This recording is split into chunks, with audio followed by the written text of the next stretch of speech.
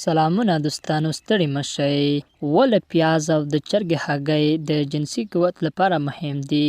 درنو دوستانو، نننۍ ویډیو کې غواړم چې په همدې موضوع در سره معلومات شریک کړم.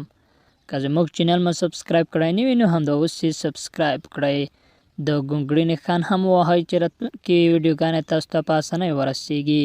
که دا مو وکړل دوستانو، جنسي کمزوري به مو ختم شي او له انرژۍ څخه ډک کوروالی به کوئ. د جوړولو طریقه یې څه داسې ده چې لومړی یوه دانه پیاز ټوټه ټوټه کړئ او یوه کاسه کې واچوئ.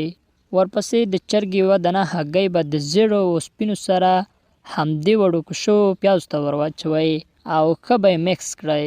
له میکس کولو وروسته به یوه کشوغه ګبین یا شاتو هم ور واچوئ او میکس به یې کړئ. کله چې میکس شول بیا به یې په کشوغه وخورئ. دا به ستاسو جنسي کمزورتیا تر ډېره ختم کړي. که زموږ چینل ما سبسکرایب کړی نه وي نو همدا اوس یې سبسکرایب کړئ.